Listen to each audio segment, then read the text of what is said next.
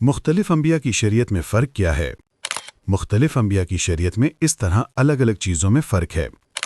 عبادت میں فرق۔ حضرت موسیٰ علیہ السلام کی شریعت میں صبح اور شام دن میں 2 مرتبہ عبادت مشہور تھی، لیکن حضرت محمد صلی اللہ علیہ وسلم کی شریعت میں 5 وقت کی نماز فرض ہوئی، اور پچھلی شریعتوں میں عبادت کا طریقہ نماز جیسا نہیں بلکہ مختلف تھا۔ روزہ میں فرق۔ یہود میں یوم کپر کا 1 دن کا روزہ مشہور تھا، نصارہ کے اندر 40 دن کا لینٹ منایا جاتا تھا، اور اسلام میں رمضان کے روزے فرض کیے گئے جو سال بھر میں ایک پوری ٹریننگ بن گئے۔ ویکلی عید میں فرق۔ یہود کے لیے سبت سیٹرڈے یعنی ہفتہ عبادت کا دن تھا، نصارہ نے سنڈے کو اپنا عبادت کا دن بنا لیا، مگر اللہ تعالیٰ نے مسلمانوں کو فرائیڈے یعنی جمعہ بخشا، جسے سید الایام سب دنوں کا سردار قرار دیا۔ قبلہ یعنی ڈائریکشن آف پریئر میں فرق۔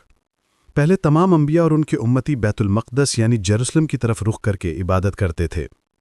نبی بھی شروع میں اسی طرف نماز پڑھتے رہے، لیکن بعد میں اللہ نے قبلہ بدل کر کعبہ یعنی مکہ کو مسلمانوں کا مرکز بنایا۔ حلال اور حرام میں فرق۔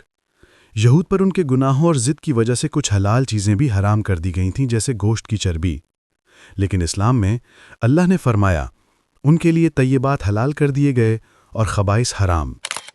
سزاؤں کا نظام میں فرق۔ موسیٰ علیہ السلام کی شریعت میں قانون بہت سخت تھے، چھوٹی سی خلاف ورزی پر بھی سخت سزا دی جاتی۔ اسلام میں حدود اور قصاص کا نظام ہے، لیکن اس کے ساتھ معافی، انصاف اور رحمت کا بھی دروازہ کھلا رکھا گیا۔ مال غنیمت میں فرق۔